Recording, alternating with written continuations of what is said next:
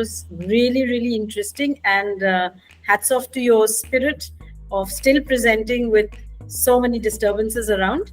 Yes, we are now opening the session to question answers. So all members here present, please go ahead with your questions.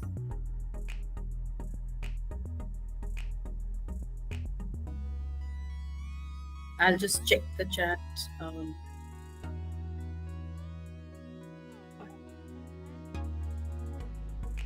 Yeah, anyone who would like to ask? You can put it up in the chat. I'll read it out.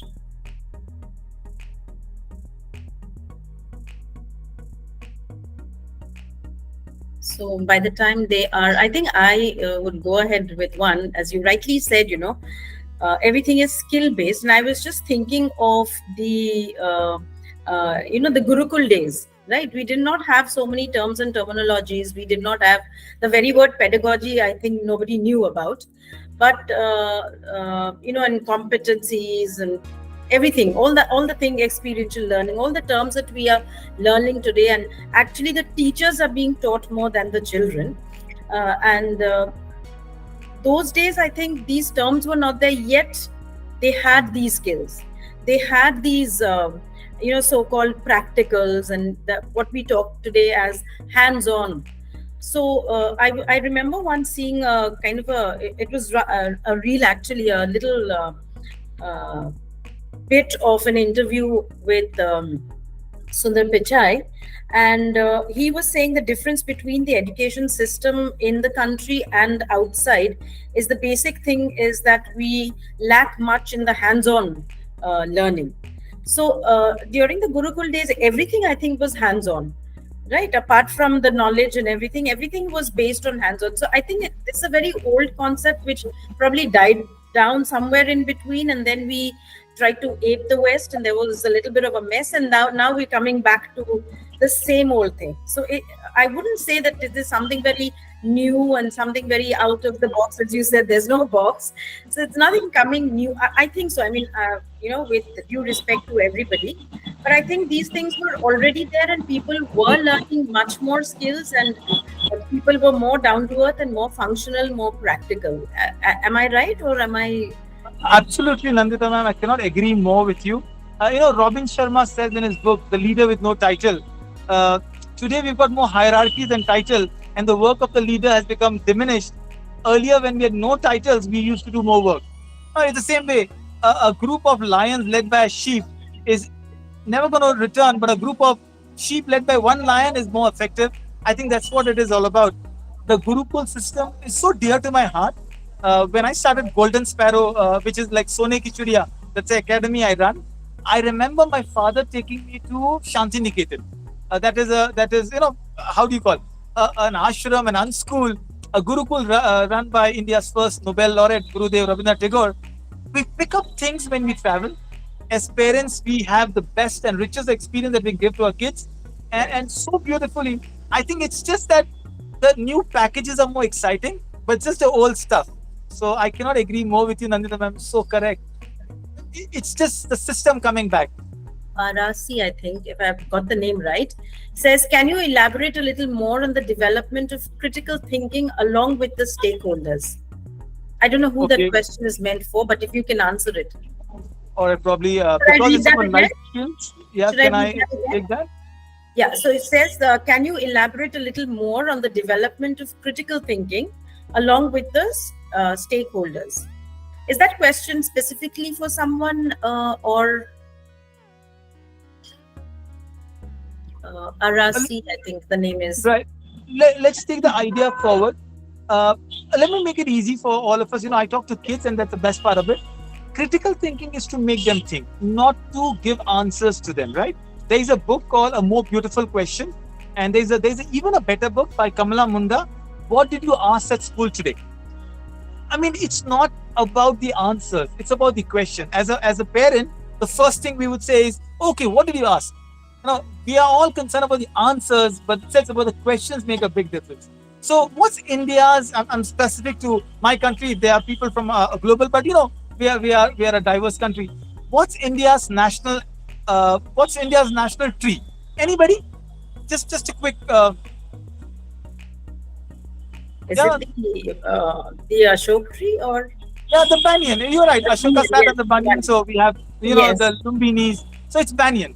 What's India's national fruit? And that's the seasons going on. The badamis and the kesaris and Okay, the mango. the mango. How is it that mango is a national fruit and mango tree is not the national tree? I mean, it's a very light-hearted answer, but you already raised the question where child is thinking. All right, there's some difference between the two. Critical thinking is to make them think of better questions. We did a session with a student where we said, when you go in space, we spoke about the NASA astronauts. Every moment is an area where they have to think critically. It's a life and death situation. So when you say stakeholders, the question used was stakeholder. At a different level, the policy stakeholders enforce the teachers don't, they refrain from giving the answers easily. Teachers, as the key mentors, the stakeholders in the class, hold on the idea of just, congratulating a student on giving good answers. Oh, well done. Even a wrong answer is an answer to a question we did not ask. That's about it. Every wrong answer is an answer to a question we did not ask. So critical thinking is such an essential skill. Along with critical and creative thinking, don't use just one part of the brain, use both parts. Hope I can answer the question succinctly and with Yes, some yes. The thought process. question was for you only. The Okay, question thank you was so for much. you. Right. Anyone else? Thank you, ma'am. Thank you for the comment. Anyone else? We've got a couple of minutes, so let's make it as interactive as possible. I don't see any more. Okay, there is another question from Mr. Arun. Is critical thinking domain specific? Is critical thinking domain specific? That's what he's saying. Arun sir, this is a very deeper question, probably, but yes, because the level of critical thinking will make a big difference at different levels. When I speak about critical thinking, let's say in NASA, as I said, or a Formula One, a split-second decision decides that would you be at a pole position or would you miss out on it. The idea of every Formula One drivers, which we, as Indians, we don't have so much into it, we understand cricket better, but to keep a head still is such a life and death situation. That's a critical thinking skill. The pit stops when you change tires. A lot of innovation came only from Formula One. The idea of a seatbelt, the idea of suspensions. Someone was thinking critically to win the race. It could be Lewis Hamilton's the Red Bull, or it could be Mercedes or McLaren, but it helped our roads become better. But the same way, a critical thinking skill, let's say in a pre-primary school, would have a very different idea. So domains are different. There's sometimes where critical thinking is merging with a time management skill. At some time, it could be more about enhancing the use of a particular cognition, a particular idea, and aesthetics for that matter.